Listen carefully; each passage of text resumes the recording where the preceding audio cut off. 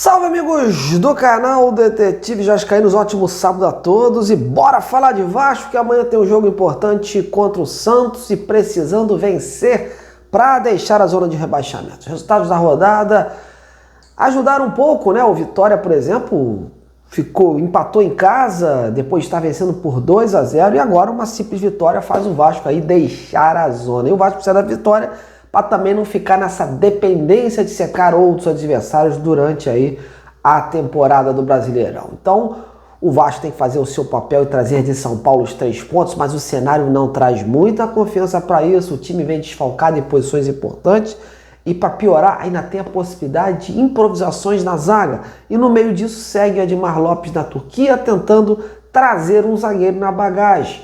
O desfecho sobre o futuro do colombiano deve sair nas próximas horas e saberemos então o futuro de quem vai levar essa disputa.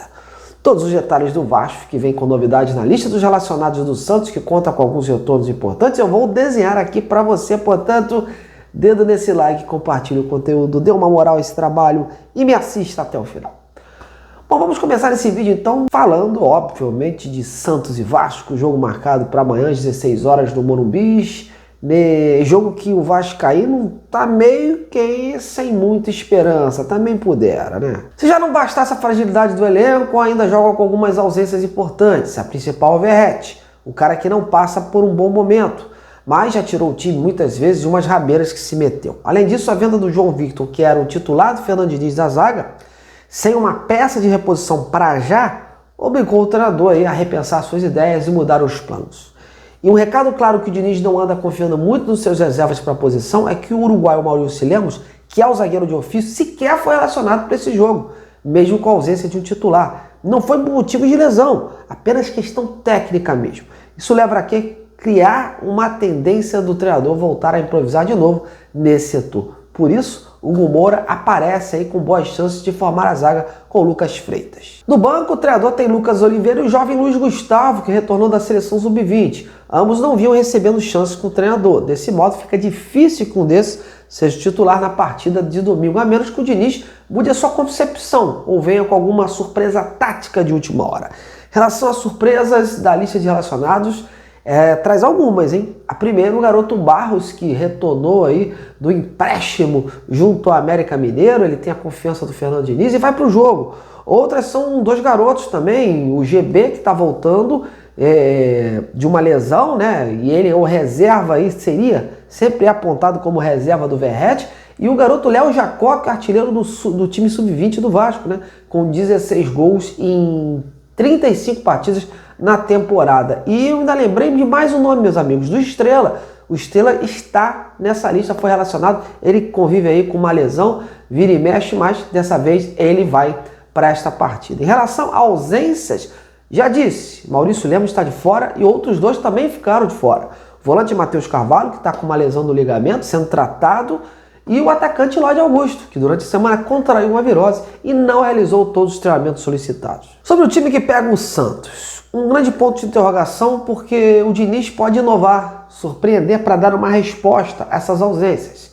As perdas que ele teve. A gente pode desenhar um possível Vasco com o Léo Jardim, o Paulo Henrique, aí na zaga, podendo ser o Hugo Moura e o Lucas Freitas, ou o garoto, de repente, o Luiz Gustavo, ganhando alguma oportunidade.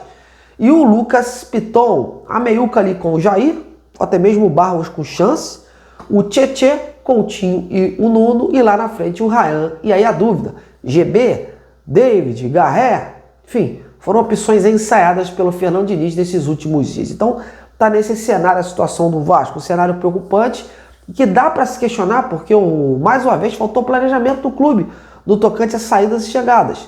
Para liberar o João Victor, o Vasco já tinha que ter um alvo definido e já treinando aqui. O elenco é curto, o próprio técnico não leva fé nos jogadores que tem na posição. Então tomara que o Vasco esteja num dia iluminado e consiga trazer os 3 pontos de lá. E o Vasco segue tendo que torcer para os resultados, né, dos seus concorrentes, para eles pisarem na bola. Foi o que aconteceu agora há pouco. O Vitória jogando em casa contra o Juventude, os 2 times ali que estão na briga do rebaixamento, ganhava o jogo por 2-0 e no último minuto o Nenê fez o gol de pênalti, fazendo com que então fosse um bom resultado aí. Por quê? Porque o Vasco então faz com que consiga, com uma simples vitória, sair dessa zona de rebaixamento amanhã. Porém, o Juventude vai jogar com o Vasco e vai querer a forra lá fora, resultado difícil.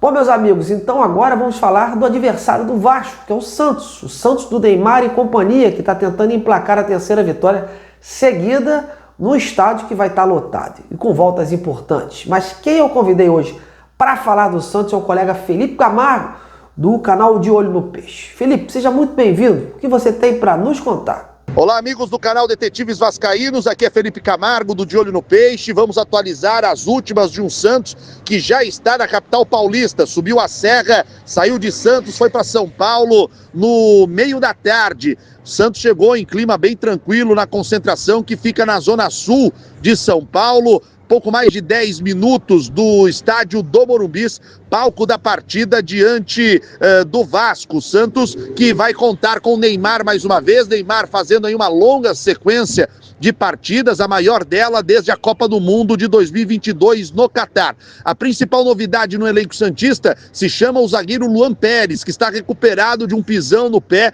ele que ficou fora do confronto diante do Cruzeiro em Belo Horizonte. Sendo assim, o Santos provável para encarar o Vasco e buscar a terceira vitória seguida no Campeonato Brasileiro, de Gabriel Brazão no gol, Mike na direita, na dupla de zaga Gil e Luan Pérez, com Souza fechando o setor defensivo pela esquerda, Zé Rafael voltando ao time titular ao lado de Gabriel Bontempo e Benjamin Rolheiser. Na frente, Neymar, Guilherme e Tiquinho Soares. Esse é o provável Santos que pega o Vasco da Gama. Mais de 52 mil pessoas estarão no Morumbis na tarde deste domingo. Vamos provavelmente ter aí o maior público do Santos na temporada 2025 como mandante. Lembrando que esse jogo do Santos foi comercializado com uma empresa, o Santos pega R$1.900.000 limpos e a empresa arca com todos os custos do jogo. O Santos não põe a mão no bolso nem para sair do CT Rei Pelé, hospedagem, gastos com transporte,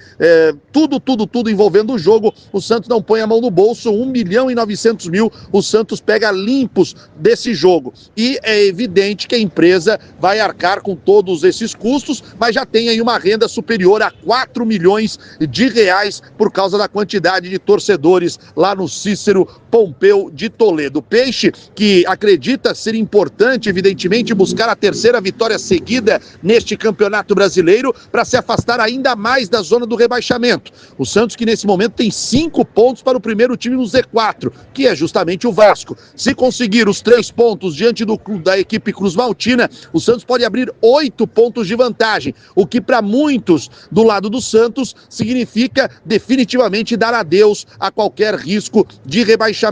O Santos que na sequência, depois do Vasco da Gama, tem jogos contra Bahia em Salvador, Fluminense em casa e também o Atlético Mineiro em Belo Horizonte. É sempre um prazer poder participar aqui com os amigos do canal Detetives Vascaínos. Um forte abraço e seguimos sempre de olho no peixe. Valeu demais, Felipe. Bom, agora vamos dar uma pincelada rápida sobre a questão dos reforços, em especial um alvo que o Vasco está atrás, que é o Carlos Cuesta, colombiano do Galatasaray da Turquia. Hoje foi um dia de poucas novidades e desenvolvimento do assunto lá na Turquia.